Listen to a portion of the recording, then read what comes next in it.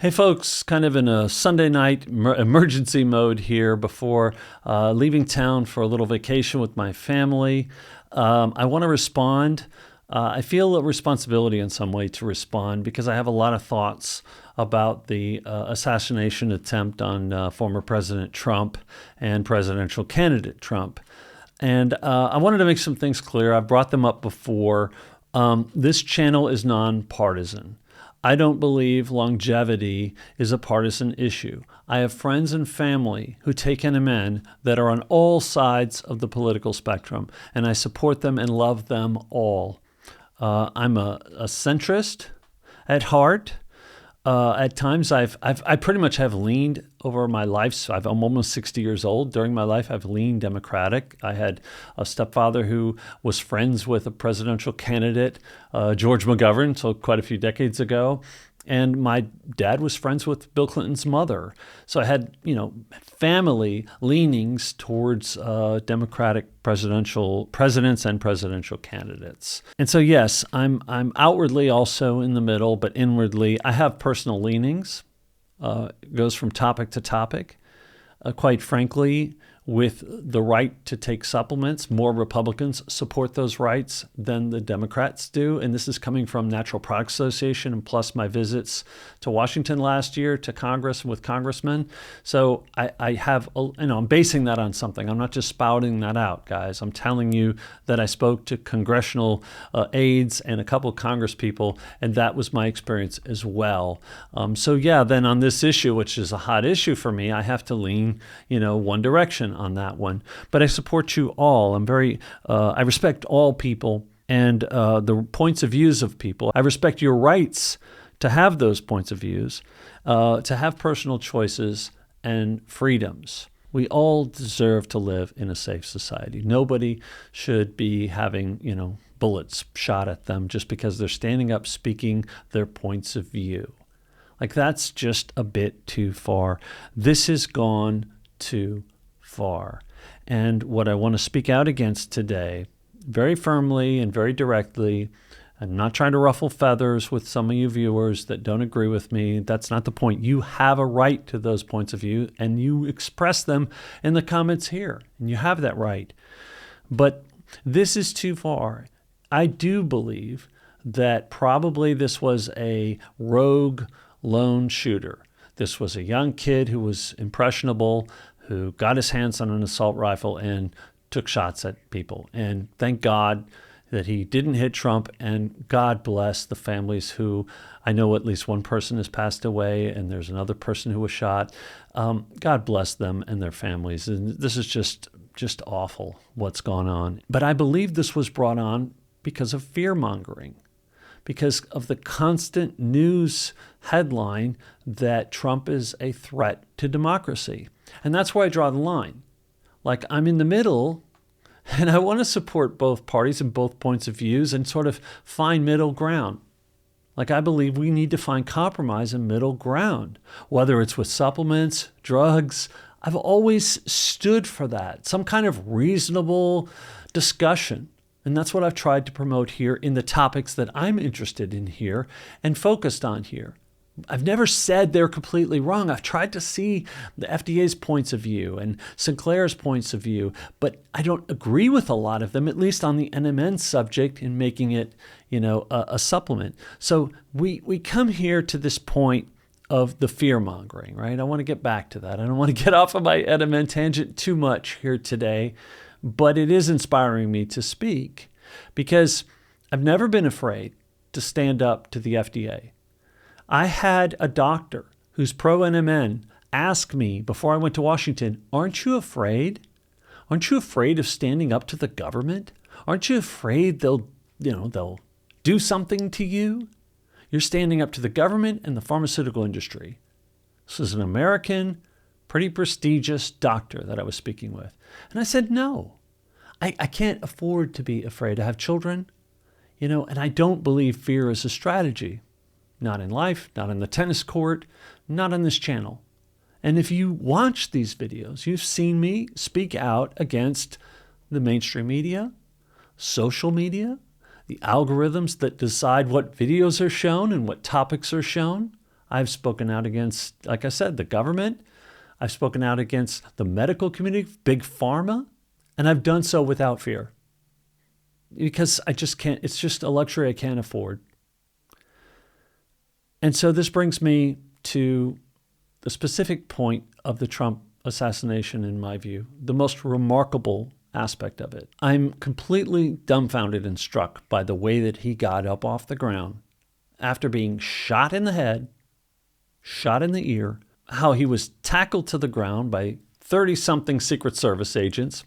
And I mean 30-something, not 30 of them, but in their 30s, young guys with sunglasses, nice haircuts, fit, tackling an 80-year-old man. And that's what they did. They brought him down. And I'm pretty sure in that situation, the protocol was to crawl off stage. We'd have to hear from somebody about that. But I don't think the protocol is to hop up, stick your face out in the crowd, and wave your fist around. I don't believe that's the protocol when you were shot at speaking to 15,000 people in public where you don't know if there's another shooter out there.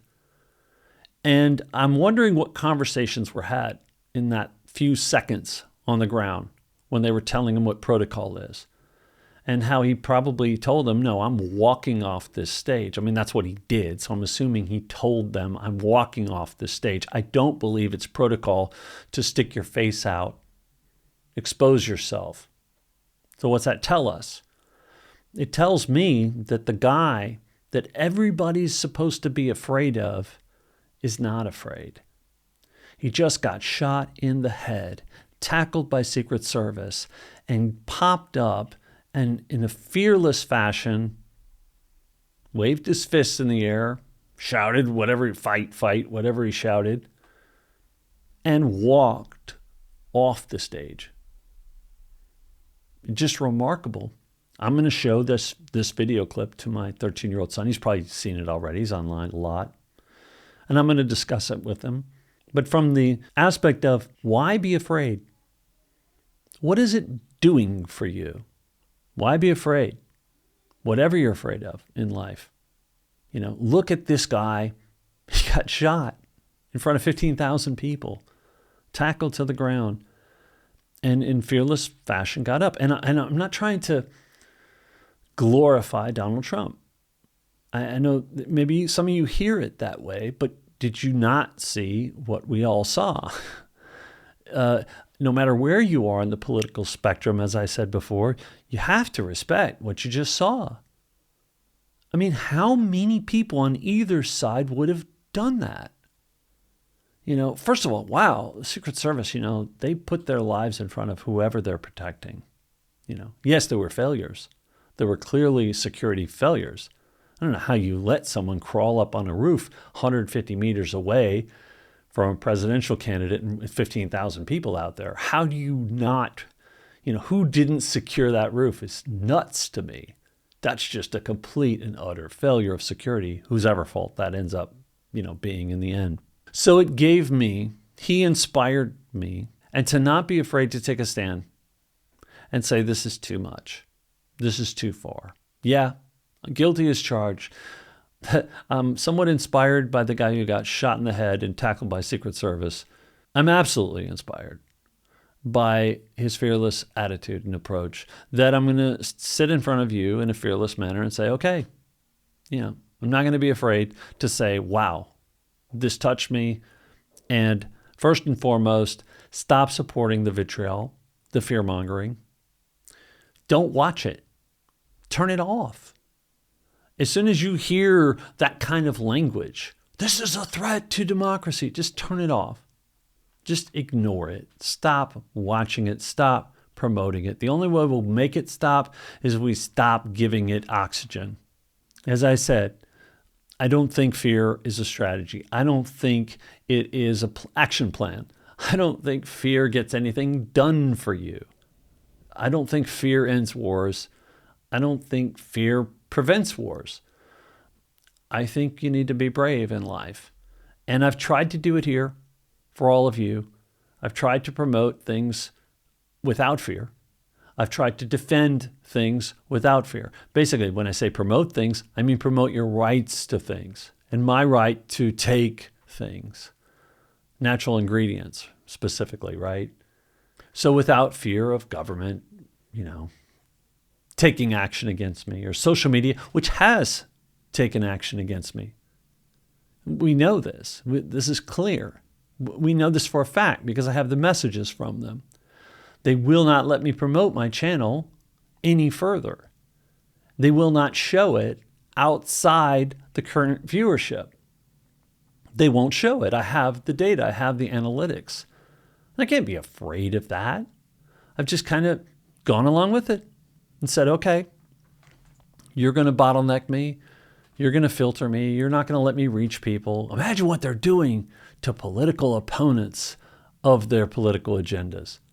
It's amazing that anyone's point of view gets out there that doesn't go along with what social media algorithms desire. It's fascinating that anybody's voice gets heard because all you have to do is get NMN on a database and they just bottleneck the viewership of channels. So if they can do that to this, just imagine what they're doing, in a wider issue. Like how many people, let me leave you with this thought. How many of these news networks and how much media coverage and social media coverage is going to be dedicated to the amazing fact that the guy jumped up, was fearless, waved his hands in the air, probably against security protocols. Probably not going to hear much about it. And that's a shame because in that moment, in that instant, I don't think being a centrist is the way to be. I think you need to be an honest viewer, an honest observer of the facts that a person who was just shot was brave.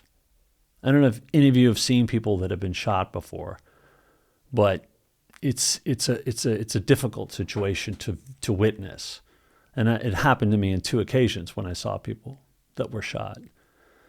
And I've never seen someone just pop up so brave before. I see people coward. I've seen people walk off in situations like that. Rightfully so. Heck, if I was shot, I'm sure I'd be mortified. I'm just stunned at someone who wasn't. Someone who said, no, I can't do that. I can't do that for 15,000 people. I'll risk my life again for my children, for my family. I'm going to risk my life, and I'm going to pop right back up again. So it's motivated me to say something about that, to talk a bit about fear and the fears that I'm supposed to have as a channel runner who's been, filtered and vilified by a lot of posters. Never back down. Never remove those comments. Unless you're saying something really hateful to another commenter, I've never removed those comments. Never the ones about me. I don't remove them. And just kind of absorb it. It's not the kind of bullet that Trump absorbed, but, take kind of the verbal bullets, right? Much less harmful. much less dangerous. But still, they cause harm. Words can cause harm. And over-the-top language, fear-mongering, vitriol, whatever you want to call it, just got to tap it down.